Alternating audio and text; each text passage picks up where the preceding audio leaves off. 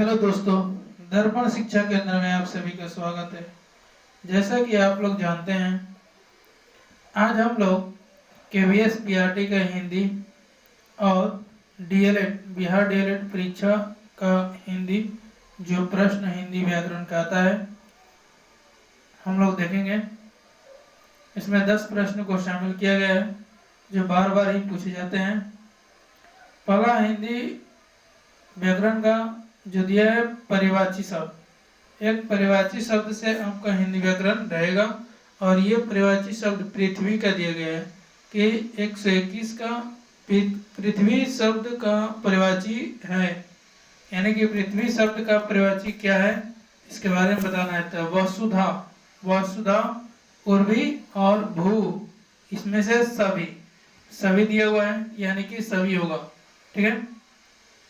अगला दिया है 122 नंबर की मैं उत्तम पुरुष, माने कि मैं जो दिया गया है ये, इसमें उत्तम पुरुष एक वचन सर्वनाम का उत्तम पुरुष बहुवचन सर्वनाम रूप है। इसमें से कौन सा रूप है इसको पहचानना है। ठीक है। तो इसमें से तुम, ये दिए गए वाला ऑप्शन तुम, ये गलत है। ठीक है। तुम और ये तुम दोनों ही गलत है। ठीक है क्या है? हम, मैं हम, तुम लोग, ये भी गलत है। यानी 122 का आंसर क्या होगा? हम। 123 नंबर देखते हैं, ये क्या कर रहा है कि बुढ़ापा, बुढ़ापा एक प्रकार का अभिलाषा है, अभिशाप, यानी बुढ़ापा एक प्रकार का अभिशाप है। रेखांकित शब्द की संख्या बताना है। ठीक है, क्या करना है? रेखांकित शब्द की संख्या बताना है। इसमें क्या होगा हिंदी में देखते हैं। रेखांकित शब्द में बुढ़ापा जो दिया है जातिवाचक संज्ञा, ये नहीं होगा क्योंकि जातिवाचक में तो जातियों के नाम बताए जाते हैं, इस धर्म के हैं, इसका है।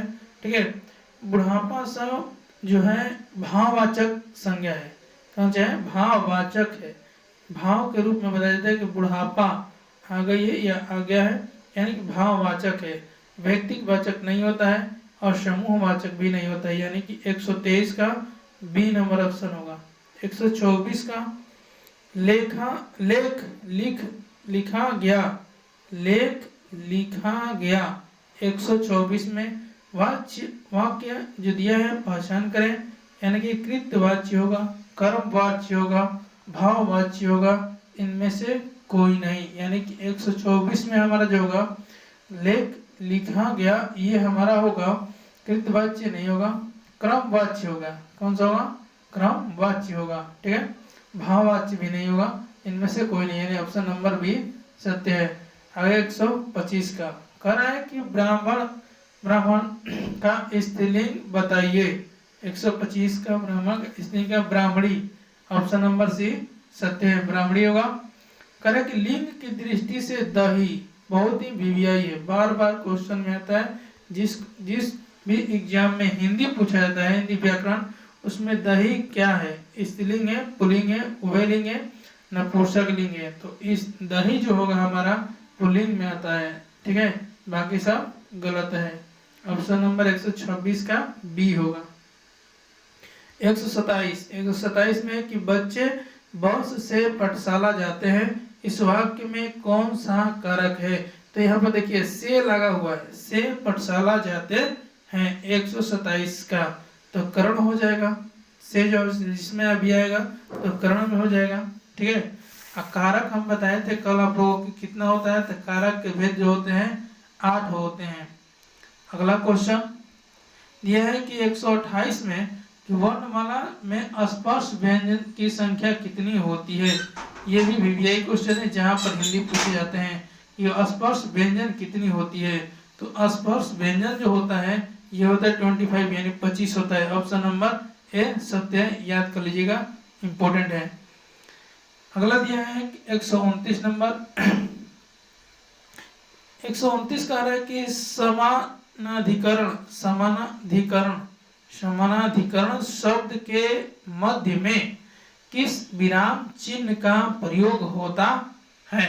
इसको हमको पकड़ना है, कौन से चिन्ह का, विराम चिन्ह का प्रयोग होता है, इसमें इंपॉर्टेंट है, चिन्ह देखना है।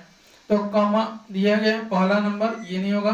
दूसरा बी दिया है कॉमा समानाधिकरण, ये भी नहीं होगा, विसर्ग होता है, ये भी नहीं होगा, ठीक है, परिचय, यानी ऑप्शन नंबर 129 का बी होगा। समानाधिकरण शब्द के मध्य में विराम चिन्ह का प्रयोग होता है, ठीक है।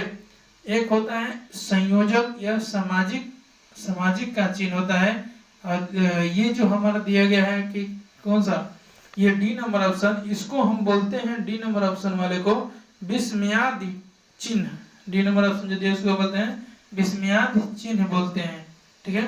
एक अल्प विराम का चिन्ह भी होता है और विवरण का भी चिन्ह होता है और पुनः वियुक्त सूचक चिन्ह भी होता है, आगे हम लोग पढ़ेंगे। 130 नंबर देखा है, 130 नंबर है संयोजक चिन्ह। तो संयोजक चिन्ह क्या, डैश जो दिया गया इसमें संयोजक चिन्ह का ये डैश दिया गया है को किस अन्य नाम से जानते हैं। 130 नंबर का संयोजक चिन्ह के कौन से एक अन्य नाम से जानते हैं, तो समासिक चिन्ह के नाम से जानते हैं। ऑप्शन नंबर 130 का ए सत्य है, कोष्टक गलत है, अवर्ण चिन्ह गलत है, इसमें से कोई नहीं। 131 नंबर क्वेश्चन जो दिया गया है, कह रहा है कि अच्छा विद्यार्थी गुरु की आज्ञा मानता है, अच्छा विद्यार्थी गुरु की आज्ञा मानता है, इसमें रेखांकित शब्द क्या है, ठीक है।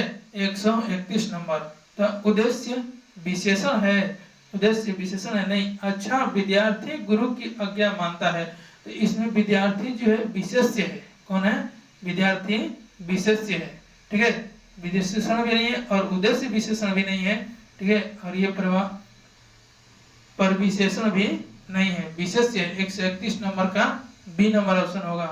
132 नंबर देखिए, 132 नंबर कह रहा है कि वह कल मेघालय जाएगा, इस वाक्य में कौन सा काल है, वह कल मेघालय जाएगा, इस वाक्य में कौन सा काल है, तो संभाव्य भविष्य काल नहीं, ये गलत है, संभाव्य भविष्य काल नहीं होता है कि वह कल मेघालय जाएगा। ये हेतु मंद भविष्य काल, ये भी गलत है। कह रहा है कि सामान्य भविष्य काल, सामान्य मतलब कि संभावना व्यक्त किया जा रहा है कि वह कल मेघालय जाएगा, सामान्य भविष्य काल में है, एक सी नंबर ऑप्शन 132 का, ठीक है। डी नंबर ऑप्शन इसमें से कोई नहीं, गलत है। अगला देखते हैं, 133 नंबर का कह रहा है कि निम्न में से शब्दों में पुल्लिंग शब्द की सही पहचान कीजिए, पुल्लिंग शब्द की सही पहचान करना है। 133 का, ठीक है, पुल्लिंग, तो कड़वाहट जो होती है, कड़वाहट जो होती है, ये तो स्त्रीलिंग होता है, ठीक है, चाय भी स्त्रीलिंग होती है, मक्खी भी स्त्रीलिंग होती है, और पुल्लिंग की बात हुआ तो बचपन जो होता है पुल्लिंग होता है, बचपन में जो ये हमारा शब्द जो हुआ पुल्लिंग होता है। और देखिए इस संस्कृत में लिंग का अर्थ जो होता है मतलब चिन्ह या निशान होता है, संज्ञा के जिस रूप से किसी जाति का बोध होता है उसे ही लिंग कहते हैं, ठीक है। और हिंदी व्याकरण में दो ही लिंग होते हैं, एक स्त्रीलिंग और एक पुल्लिंग, ठीक है। आगे क्वेश्चन देखते हैं, 34 नंबर क्वेश्चन देखिए क्या कह रहा है, कह रहा है कि 34 नंबर क्वेश्चन देखते हैं। ये क्वेश्चन है कि समृद्ध स्वर है, समृद्ध स्वर किसे कहते हैं, समृद्ध स्वर जो है इस किसे कहते हैं, इसके बारे में चर्चा करते हैं। तो समृद्ध स्वर जो होता है बड़ा ऊ होता है, ठीक है, इसको ध्यान रखेंगे, आ नहीं होता है, ओ नहीं होता है, ए नहीं होता है, समृद्ध स्वर इंपॉर्टेंट है। 134 का ए नंबर ऑप्शन होगा।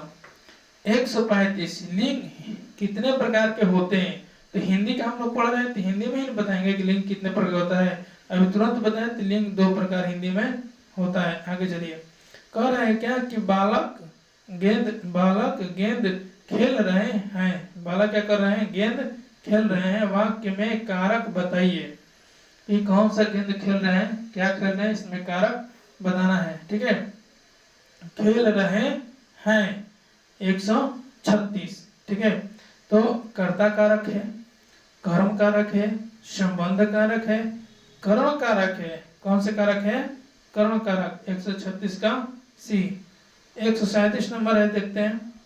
कह रहा कि साधारण वाक्य के अंत में किस विराम चिन्ह का प्रयोग किया जाता है। साधारण वाक्य के अंत में किस विराम चिन्ह का प्रयोग किया जाता है। 137 का, तो ये पूर्ण विराम का प्रयोग किया जाता है। किस चीज का? पूर्ण विराम का, प्रश्न काल का नहीं, अल्प विराम का भी नहीं, विस्मयाद बोधक का भी नहीं, पहला ऑप्शन पूर्ण विराम। कर रहा है कि अगला बहुत ही इंपॉर्टेंट 138 नंबर बीवीआई है। जहां भी जिस भी एग्जाम में हिंदी व्याकरण पूछी जाती है बहुत ही इंपॉर्टेंट रहता है। ये संयुक्त व्यंजन है। ये दोनों 138 नंबर 139 नंबर दोनों एक क्वेश्चन बहुत ही इंपॉर्टेंट है, इसे बीवीआई लगा लीजिएगा। संयुक्त व्यंजन की बात कर रहे हैं 138 का, तो संयुक्त व्यंजन कौन सा है? तो श्रम जो होता है इसमें संयुक्त व्यंजन होता है। ऑप्शन नंबर ए सत्य है। ठीक है, ये नहीं होता है, और ला भी नहीं होता है, यह भी नहीं होता है। अगला कह रहा है कि स और स और स, तीनों स और ह कौन से व्यंजन होते हैं, इसके बारे में जाना जाए। तो ये अंतस्थ व्यंजन नहीं होता है, इस ऊष्म व्यंजन होता है। कौन सा व्यंजन होता है? ऊष्म व्यंजन होता है। स्पर्श व्यंजन भी नहीं होता है, इसमें से कोई नहीं। यानी 39 का बी होगा और 38 का ए होगा। 40 नंबर और लास्ट क्वेश्चन है आज का हिंदी का। कह रहा कि 82 को हिंदी में कहा जाता है, माने कैसे इसको कहने का अर्थ है, कैसे लिखा जाता है, यह ये बताया गया है। तो 82 नहीं होता है, 82 भी नहीं होता, ये ऑप्शन नंबर सी सही है। 82 होता है, ऑप्शन नंबर डी भी नहीं होगा, यानी 40 का सी सही है। धन्यवाद, थैंक्स।